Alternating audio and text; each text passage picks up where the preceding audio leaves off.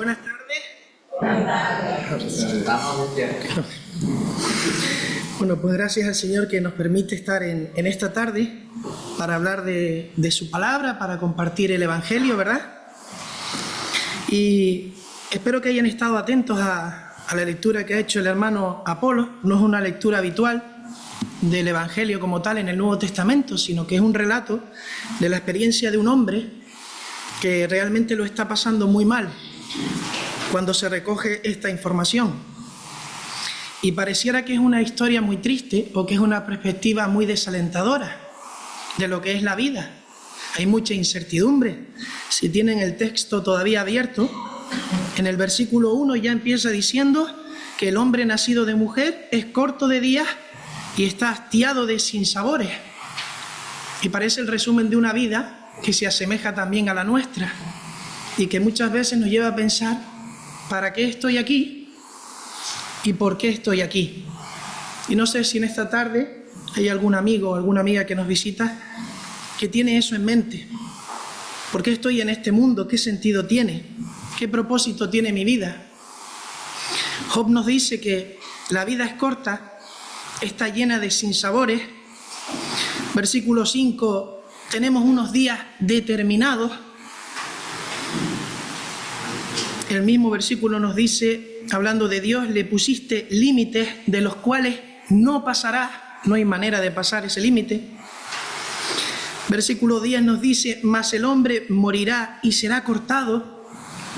Y acaba de decir que hasta un árbol, hasta una planta, tiene más esperanza que nosotros. Porque si es cortado puede salir un retoño. Pero si a nosotros nos cortan de este mundo, se acabó. Mas el hombre morirá y será cortado, versículo 10. Perecerá el hombre, ¿y dónde estará él? Qué pregunta, ¿verdad? ¿Dónde estará él una vez que sea cortado de esta tierra? ¿Dónde estaremos? Y el versículo 14 nos dice también, si el hombre muriere, ¿volverá a vivir? ¿Qué pregunta hace Job? Si el hombre muriere, ¿volverá a vivir? Con la ayuda del Señor, esa pregunta es la que queremos nosotros responder en esta tarde, teniendo en cuenta que tenemos un propósito en esta vida y que no estamos por casualidad en este mundo, sino que Dios está detrás de todas las cosas. Partiremos de tener un propósito en este mundo, de ver cómo nos quieren dar respuestas equivocadas, pero hay una respuesta verdadera que encontraremos en la palabra de Dios para el propósito de cada uno de nosotros. Y vamos a ver que esa respuesta equivocada en el mundo va a partir de ideologías, va a partir incluso de religiones, pero ninguna va a llenar la esencia que tenemos de búsqueda de Dios en nuestro corazón, ninguna. Van a ser como parches, que el mundo se repite una y otra vez para no enfrentar la realidad que Job está poniendo sobre la mesa. Terminaremos hablando con la ayuda del Señor del cristianismo, pero del cristianismo como una religión más, el cristianismo como una opción más entre tantas, ¿o acaso nosotros enseñamos otra cosa? Y finalmente, la figura de Jesucristo como relevante en este sentido. Pero yo quería comenzar haciéndoles una pregunta, o varias preguntas. ¿Alguna vez se han planteado qué sentido tiene la vida de cada uno de nosotros de manera personal? ¿Por qué la vida es tan difícil? ¿Por qué pasa tan deprisa en un abrir y cerrar de ojos? Parece que éramos niños ayer. Y otra de las preguntas podría ser, cuando llegue mi turno y terminen estos días en la tierra, ¿qué pasará después? Como decía Job, ¿qué pasará después? Y miren, Job acaba de decir que la vida es corta, es difícil, es incontrolable, por mucho que intentemos controlarla, es limitada y que la muerte es real. Y creo que partimos todos de esa realidad. Todos aquí afirmamos que la muerte es real. Es un golpe directo. Es algo que no entendemos. La muerte es real. Miren, el mismo Job dice en el capítulo 8, versículo 8, sobre la muerte: no hay hombre que tenga potestad sobre el espíritu para retener el espíritu. Nadie tiene potestad para hacer eso. ni potestad sobre el día de la muerte. Nadie puede cambiar lo que Dios ha establecido para el hombre, por mucho que quiera alargarlo. Y miren qué curioso lo que dice Job con respecto a la muerte. Y no valen armas en tal guerra, ni la impiedad librará al que la posee. Es decir, no podemos retener nuestra vida, no podemos sobornar a la muerte,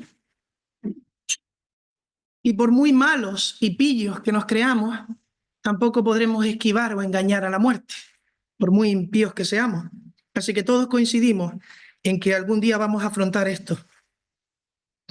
Pero cuando este tema sale y nosotros lo hablamos de manera cotidiana en los distintos grupos con los que nos reunimos, puede ser en el trabajo, puede ser en la escuela, en la universidad, puede ser con nuestros vecinos, y sale el tema de lo más allá, de lo trascendental.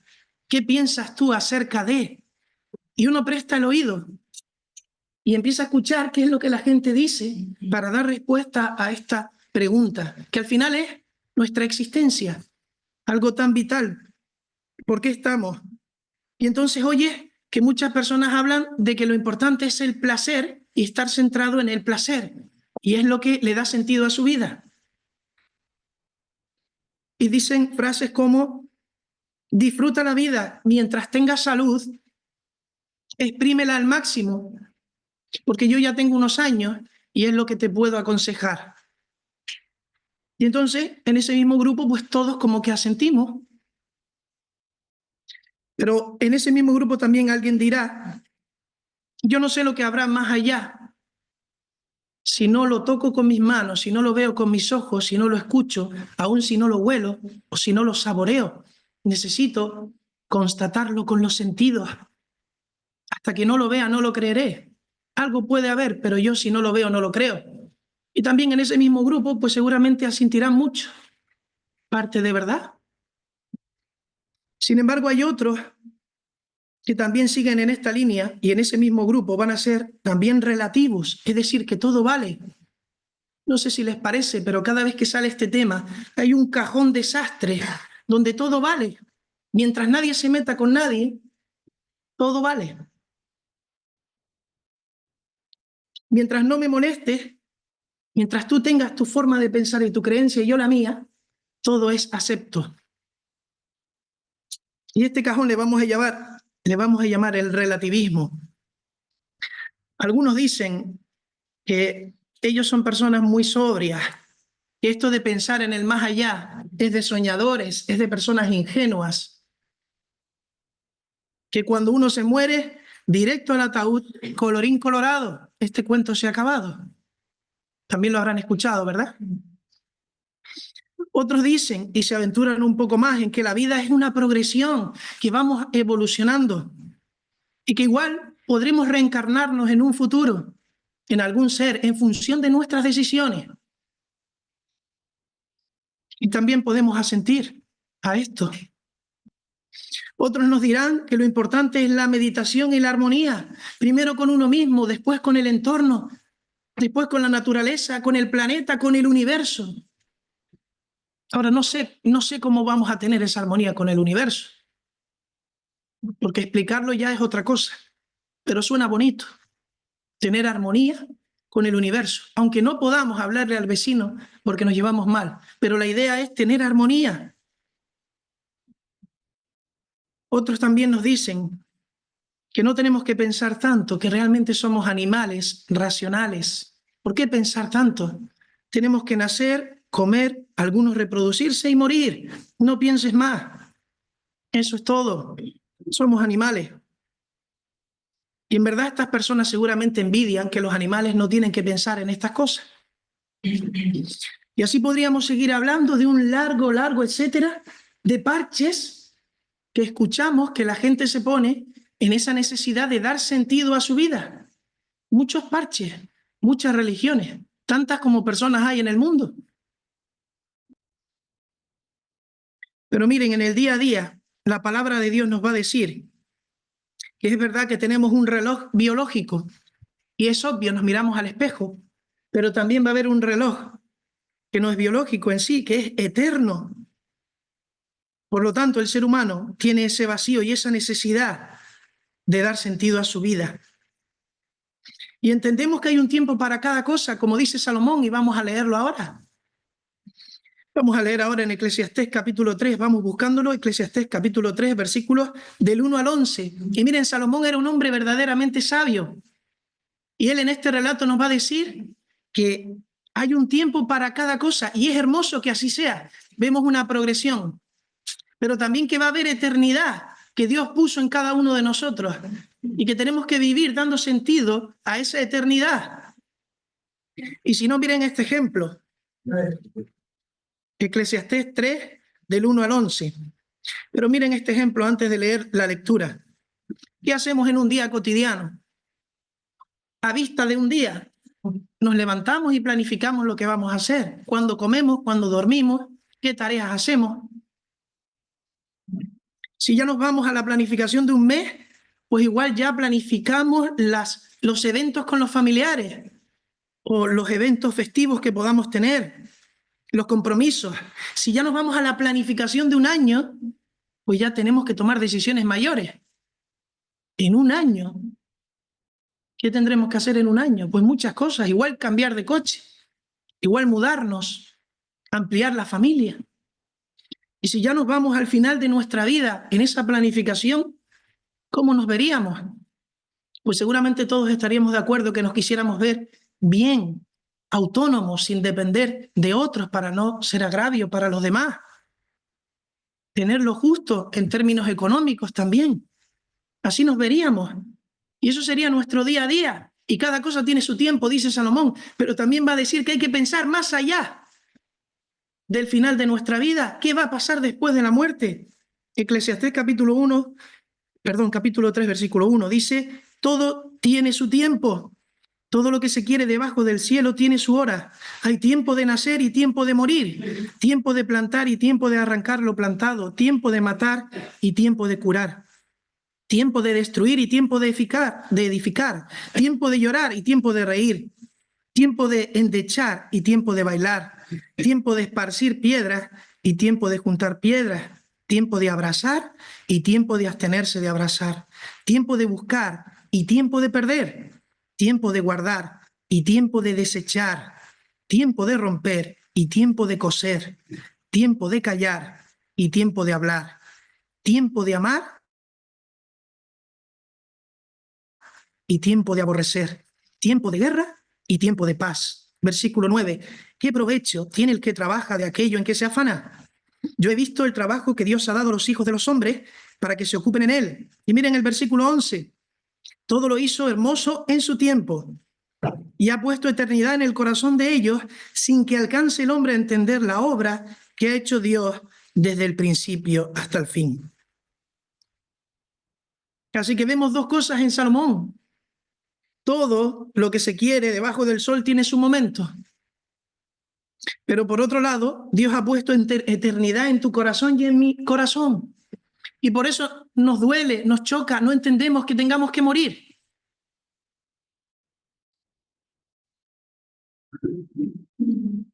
Así que tenemos que buscar sentido a nuestra vida.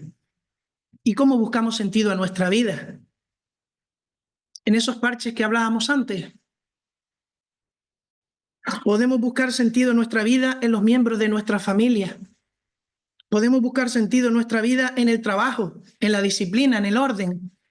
Cada cual sabe qué le da sentido a su vida, por qué se levanta cada mañana. Pero les digo que todas estas cosas flaquean y desaparecen de un día para otro. Y si no, miren la historia del escritor Gabriel García Márquez, cuando hablaba en uno de sus escritos acerca de un soldado. Y él comentaba que un soldado venía de la guerra. Y desde que llegó a Buenos Aires, lo primero que hizo fue coger el teléfono, en aquel entonces una cabina de teléfono, y marcar el teléfono de su madre. Y su madre se sorprendió al escuchar la voz de su hijo, que estaba vivo y que había pasado por una gran guerra. Este hijo lo primero que hizo fue saludar a su madre llorando. Y al principio de la conversación le dijo: mamá, tengo que decirte una cosa, y es un favor. Voy pronto para casa, pero no voy solo. Necesito que recojas conmigo a un amigo de guerra, un compatriota. Él ha perdido una pierna, él ha perdido un brazo, él no escucha de un oído, él está verdaderamente mal, él es casi una miseria humana. Necesito que venga conmigo a casa. Y la madre lo primero que le dijo fue alegrarse y decir, me alegro que estés vivo, estoy muy contenta y mi corazón está ya satisfecho, pero no tengo suficiente aguante para que tú traigas a tu amigo a casa. He sufrido mucho durante estos años y no podría aguantarlo. Terminó la conversación y aquel chico, al colgar el teléfono, fue y se suicidó. El amigo era él, el que había pasado por la guerra y había pasado por todo eso y que no era el mismo, era él, no existía el amigo. Así que él vio como su estabilidad en la vida, su madre, no fue capaz de aceptarlo, o así lo imaginó él. Por lo tanto, vivimos en un mundo donde están temblando todos los fundamentos por los cuales vivimos. Y por eso no tiene que parecernos una locura que la gente pierda el sentido a vivir y se quite la vida, porque el ser humano tiene que buscar sentido a su vida, es algo innato.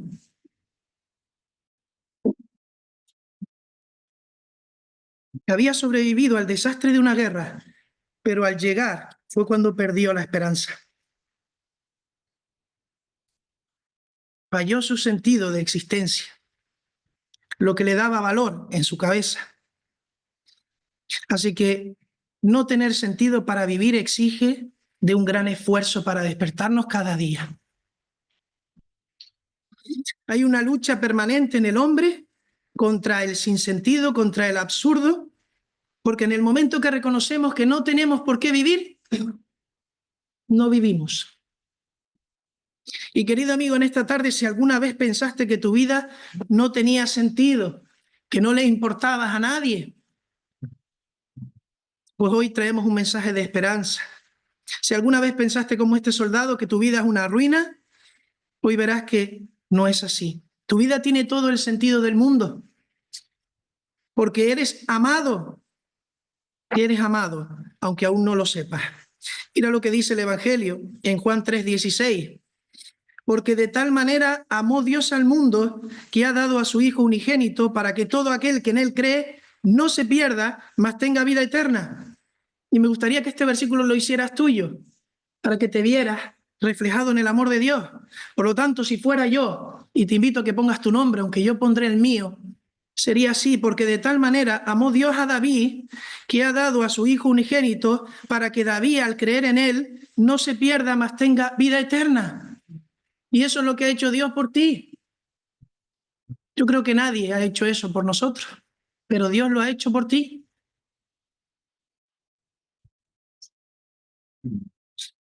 Y miren, volviendo al tema de la necesidad de buscar sentido a nuestra vida, muchas veces queremos disimularlo, muchas veces queremos teñirlo todo de indiferencia. Eso es para otras personas, de superioridad. Yo no necesito tener ese sentido de vida para vivir, estoy por encima.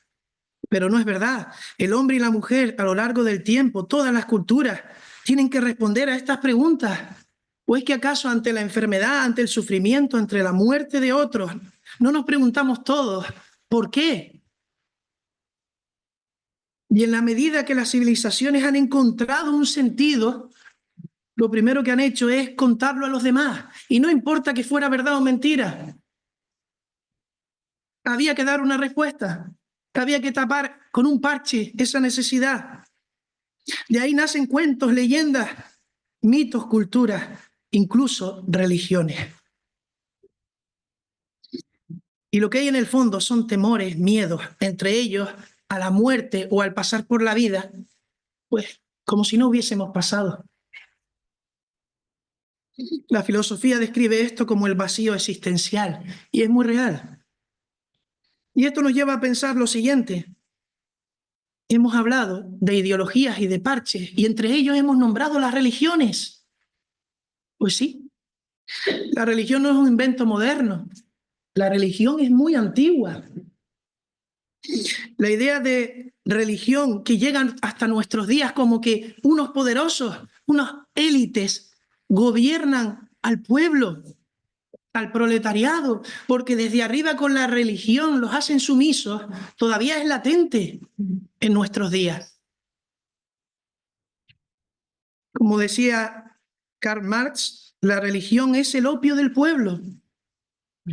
Algún otro filósofo también o sociólogo diría que la religión ha ido evolucionando, ya se anticipaba lo que tenemos hoy en día, hasta tal punto que ya no se adora a estatuillas, a dioses sobrenaturales, se adora a la religión humanista, donde el ser humano es el dios y la diosa, donde es autosuficiente, donde yo con la proyección que tengo soy capaz de llegar y además con la resiliencia que tengo para pasar todos los obstáculos llegaré.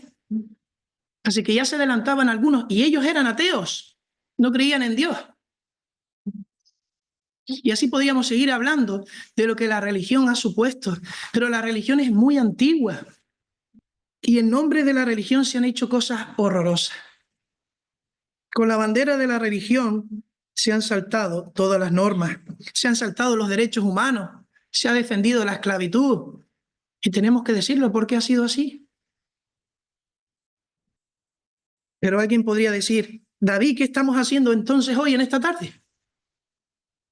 Porque esto es una iglesia. Y la pregunta no sería tanto qué estamos haciendo hoy aquí, sino si lo que se ofrece hoy aquí, según la palabra de Dios, es una religión. Lo que se ofrece hoy en esta tarde es un anuncio de la palabra de Dios para todo hombre y mujer, no que necesita una religión para encontrar su sentido a la vida, sino que necesita una relación, no una religión. Y miren, no una relación cualquiera, una relación personal con el Hijo de Dios, con Jesucristo. Eso es lo que anunciamos en esta tarde. Pero antes de entrar en esta relación, diremos, ¿es el cristianismo una mera religión? Vamos a ver lo que dice Pablo en Romanos capítulo 1, versículos 19 al 25.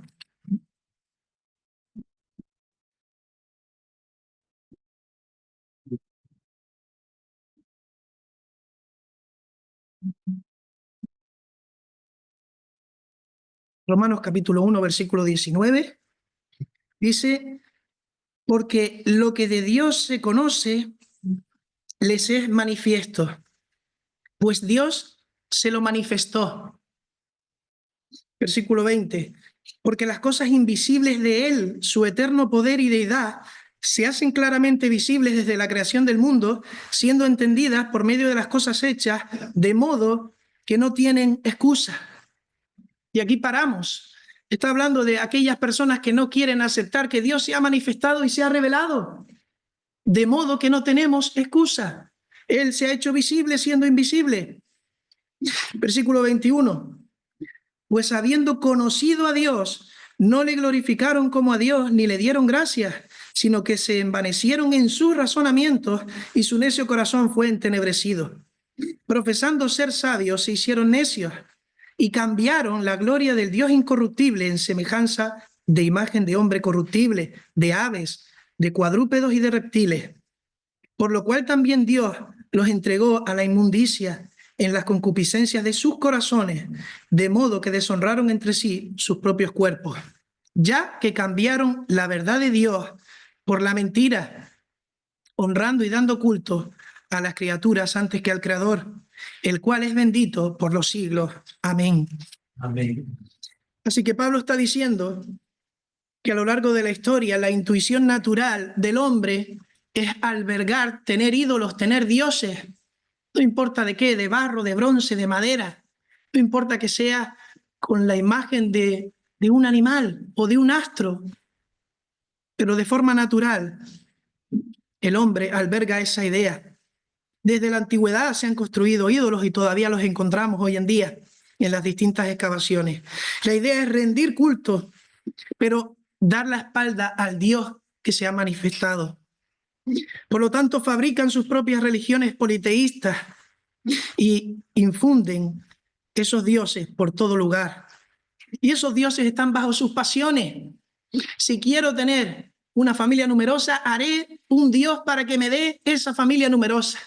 Si quiero que llueva, haré un Dios para que llueva y a él le rogaré. Así era la forma de pensar. Pero ¿qué diremos de nuestra actualidad? Tanto hemos cambiado nosotros. Si bien es cierto, no tenemos en nuestra mesita de noche estatuillas de barro y no tenemos dioses hechos con nuestras manos. Pero ¿qué diremos de nuestro corazón? Allí sí albergamos dioses. Allí sí que tenemos nuestra esperanza, nuestro anhelo en nuestro propio corazón. ¿Cuáles son estos ídolos? Pues miren, algunos viven solo para beber. Algunos viven solo para estar de fiesta y están esperando que llegue el viernes por la tarde para poder desconectar y estar todo el fin de semana de fiesta. Y esa es la esperanza que tienen. Otros en el trabajo. Y si hay que quedarse alguna hora más, yo soy el primero que me quedo. Para otros el libertinaje sexual, la codicia, tantas cosas que son los ídolos de hoy en día y que están en nuestros corazones. Que no tengamos una estatuilla no quiere decir que no estemos dándole la espalda a Dios. Y aquí, queridos amigos, donde entendemos que tenemos los mismos miedos que aquellas personas, que tenemos las mismas inquietudes, que tenemos las mismas preguntas, pero que ha evolucionado la respuesta. Pero es lo mismo, es mentira, es un parche para tapar ese vacío que tenemos en nuestro corazón. Miren lo que decía el filósofo Pascal: en el corazón del hombre hay un gran vacío, pero ese vacío tiene la forma de Dios. Y solo Dios puede llenar ese vacío en tu corazón. Me imaginaba un puzzle. Todos hemos hecho alguna vez un puzzle. Y cuando queda una pieza, si no ponemos la pieza que corresponde a ese puzzle, porque cogemos otra de otro puzzle, a que no encaja. Y muchas veces insistimos y le damos la vuelta y la ponemos de 1000 maneras, pero podemos romper el cuadro. Podemos romper incluso la pieza y toda la obra. El corazón del hombre tiene la forma de Dios.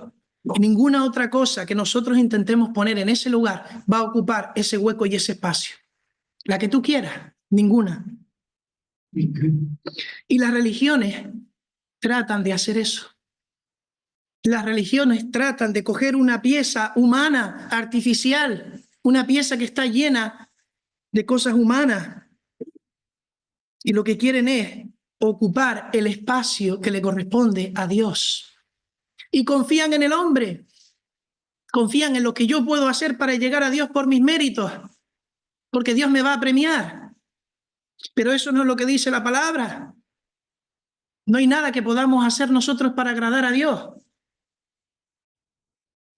La condición, dice el Evangelio, del hombre y la mujer es pecadora por naturaleza. Es incapaz de alcanzar a Dios, aunque lo anhele su corazón. Y si en verdad en esta tarde anhelas alcanzar a Dios, es buena señal. Pero no podemos nosotros acercarnos a Dios. Requiere que Él mismo, Dios, nos tienda la mano. La persona, por más religiosa que sea, no puede salvarse a sí mismo ni a nadie. Vamos a necesitar que el Creador se haga hombre, como se hizo por medio de la persona del Señor Jesús, entre de lleno en la historia de la humanidad y venga con un propósito, que es salvarnos personalmente. Romanos capítulo 5, versículos 6 y 8 dice: porque Cristo, cuando aún éramos débiles, a su tiempo murió por los impíos. Y eso somos nosotros, tú y yo. A su tiempo Él murió por ti y por mí. Versículo 8, mas Dios muestra su amor. Dios muestra su amor para ti y para mí. Así que eres importante para Dios. Lo decíamos antes, pero Dios lo muestra con hechos. Mas Dios muestra su amor para con nosotros en que, siendo aún pecadores, Cristo murió por nosotros. Y si nos vamos a Hebreos capítulo 9, versículo 28, nos dice: así también Cristo fue ofrecido una sola vez para llevar los pecados de muchos. Cristo fue ofrecido para llevar los pecados de muchos. El cristianismo bíblico no es un sistema filosófico, no es un sistema moral, no es un catecismo de normas, es el plan de Dios para la humanidad. Es imposible comprender esto si no se cree y si no se experimenta en nuestras vidas. Porque el Evangelio no está limitado, no tiene límite. Cualquier frontera geográfica, cualquier lugar político, es capaz de arraigar en los corazones de toda persona.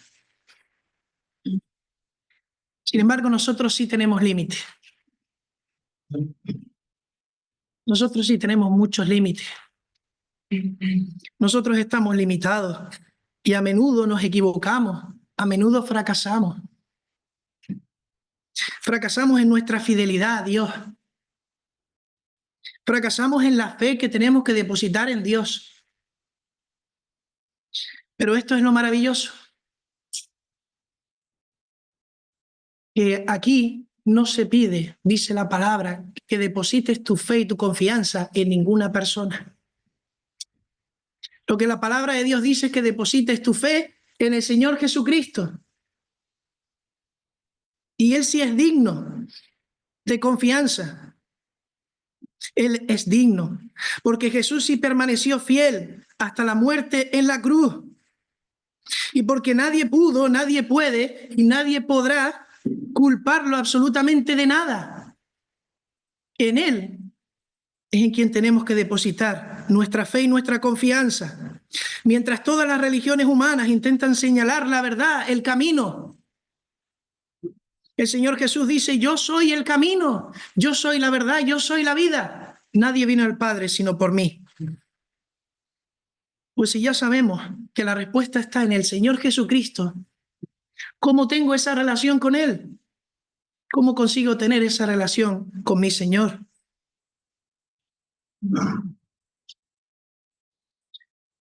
Pues miren, el Señor Jesús estuvo aquí en este mundo, se hizo carne, habitó entre nosotros. Él pudo predicar la palabra, Él era la palabra de Dios.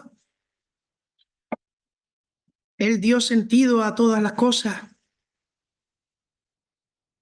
Así que no tener sentido y que eso nos pueda llevar a pensar que nuestra vida no vale nada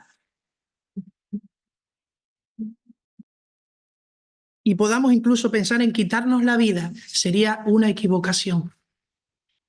No porque en verdad seamos algo o lo que hagamos tenga valor, sino por lo que hizo Cristo por ti y por mí, por lo que nos ama. Hay esperanza, la vida tiene sentido, pero ese sentido únicamente se encuentra en el Señor Jesucristo. Él dijo: de cierto os digo, el que cree en mí tiene vida eterna. Estas palabras no son inventos de hombres, es la promesa veraz de Dios, capaz de dar sentido y fuerza en tu vida hoy. No se trata de una religión inventada por el hombre, se trata de una relación de Dios que te llama en esta tarde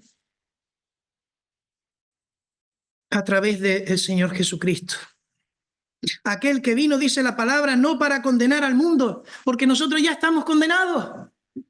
Nosotros vamos directos al infierno por nuestros pecados, no merecemos estar en la presencia de Dios. Pero el Señor Jesús no vino para condenarnos, sino para que el mundo sea salvo por Él. ¿Pero por qué Cristo? ¿Por qué Jesucristo? ¿Por qué no de otra manera? Pues porque nadie puede hacer la labor que Jesucristo hizo por ti y por mí. Nadie. Él es el puente que nos une con Dios. Él es 100% Dios y 100% hombre. Él es el único que puede pagar tu rescate y el mío. A través de su muerte, donde derramó toda su sangre. Allí en la cruz Él estaba ocupando tu lugar y mi lugar en la cruz del Calvario. Pues la palabra de Dios dice que la paga del pecado, y recordemos que el pecado mora en nosotros, no solo desde nuestro nacimiento, sino continuamente.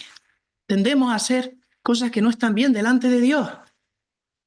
La paga de eso en cada uno de nosotros es la muerte para Dios. Por eso Jesucristo muere por nosotros.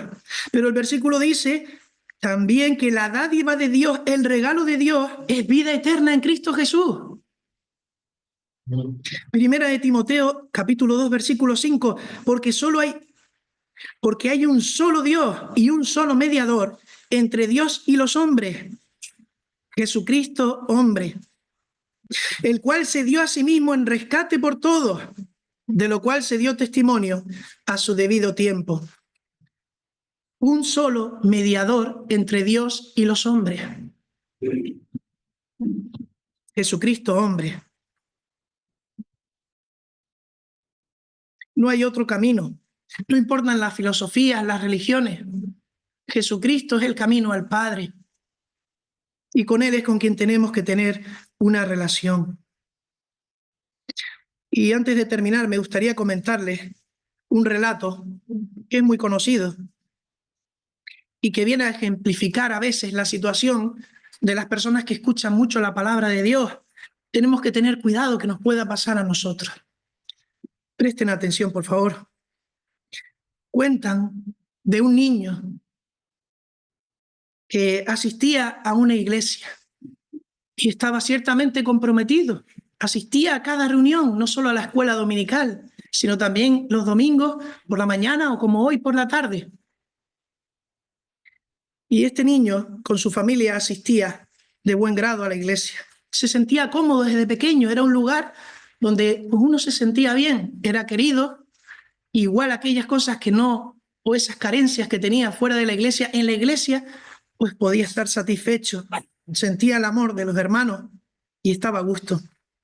Pues este niño, con ya apenas 8 o 9 años, en un domingo por la tarde recibió el mensaje de Dios y notó que Dios tocaba su corazón y de alguna manera se veía entre la espada y la pared y decía, tengo que levantarme y decirle a los demás que el Señor está en mi corazón. Pero luego pensaba fríamente y decía, no, es que realmente no sé si el Señor está en mi corazón. Todavía soy un niño. Soy demasiado niño para esto. No, mejor no. Hoy no. Mejor no. Pero el tiempo no paró y los años fueron pasando y cuando se quiso dar cuenta, ese niño ya era un joven esbelto, fuerte, un joven que también seguía comprometido en la iglesia y que también seguía sintiéndose a gusto como cualquier joven con sus luchas, pero estaba siempre en la iglesia.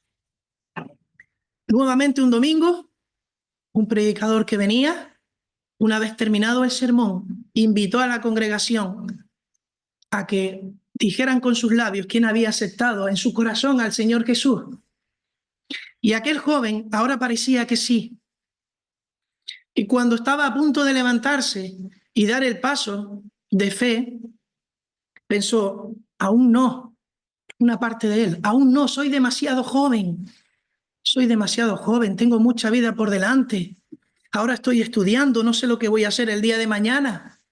Aún no, es demasiado pronto, soy demasiado joven. No es el momento. Tengo que disfrutar un poco más estos años y ya seguramente después, con el tiempo, cambiarán las cosas. Pero nuevamente el reloj siguió. Y cuando se quiso dar cuenta, este joven ya era un hombre adulto y tenía una familia a su cargo, tenía hasta un trabajo que le ocupaba muchas horas. Y nuevamente, en una ocasión, se invitó a la congregación a que dieran el paso de fe. Y este hombre, esta vez sí, todo apuntaba a que ya tenía cierta estabilidad, que ya tenía cierta seguridad y que a lo mejor el Señor ya le estaba diciendo que sí. Vio a algunos que se levantaban, que daban el paso y que entendían lo que es que el Señor Jesús haya muerto por ti en la cruz y que estaba muriendo por ti. Pero este hombre, en el último instante, pensó, estoy demasiado ocupado en este momento. Estoy demasiado ocupado. Tengo una familia que llevar. Tengo un trabajo que gestionar. es que no me puedo comprometer ahora con esto, me parece muy bien, estoy de acuerdo, estoy a gusto, pero no, es demasiado lo que se me está pidiendo, estoy demasiado ocupado. Y así él se excusaba. De verdad que lo haré, pero no es el momento. Es imposible, se repetía, demasiado ocupado. Y miren, el tiempo, como nunca para, pues tampoco paró para este hombre.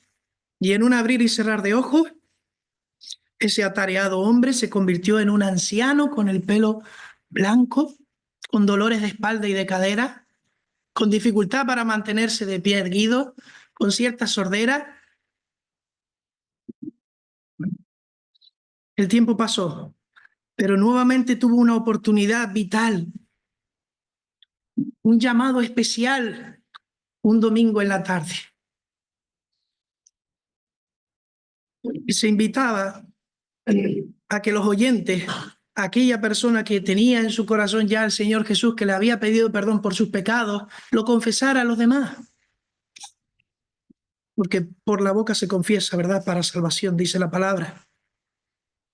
Así que cierto domingo, el mensaje resonó tan fuerte que el hombre casi se levanta y casi toma la decisión. Este es el momento. Pero miren qué tristeza.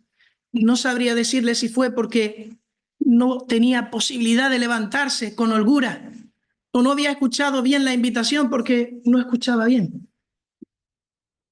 O simplemente porque aquella vocecita que siempre estuvo ahí le dijo: eres demasiado mayor para hacer eso. Tú sabes mucho ya de la vida, tú estás en casa. Tú no necesitas ya dar ese paso. Cualquiera lo sabe. Eres demasiado mayor. Y mire, lo cierto es que no se levantó. Y sobre todo no que no se levantara, sino que no dio el paso de fe de entregar su vida al Señor. Y miren, esta vez el reloj pasó, pero no pasó mucho porque de esa noche no pasó a este hombre. No llegó a haber un nuevo día. Y el relato termina con un juicio, con nuestro hombre delante de un tribunal. Y en ese tribunal se juzgaba si este hombre iba a ir al cielo o al infierno. Y él no hacía más que recordar todas las oportunidades que había desaprovechado, una tras otra. Pero ¿saben una cosa? Lo único que resonó fuerte en aquel momento y que aquel ser radiante, esplendoroso, dijo fue: eres culpable. Y la razón es demasiado tarde. Para aquel hombre había sido demasiado siempre, demasiado joven, demasiado ocupado, demasiado mayor. Pero llegó el punto en el que fue demasiado tarde. Así que, querido amigo, Dios te está llamando hoy en esta tarde a recibirlo en tu corazón. No esperes que llegue ese momento. No dejes que sea demasiado tarde. La Biblia dice que a todos los que le recibieron, a los que creen en su nombre, les dio potestad de ser hechos hijos de Dios. Y el mensaje no es otro: crees en Jesús, no en la religión. Crees en el Hijo de Dios encarnado que tiene poder para cambiar tu vida. Crees en Jesús como tu Salvador, como tu Señor. Si es así, te invito que en esta tarde te levantes y nos lo digas, con el único fin de orar por ti y alegrarnos. Que nos digas si has aceptado al Señor. No tengas temor ni miedo. Habrá gozo en el cielo, dice la palabra, alegría y fiesta, porque habrás pasado de muerte a vida y porque tu vida ya tendrá un sentido. Ese es el mensaje del Evangelio. ¿Crees que el Señor Jesús es tu Salvador y Señor?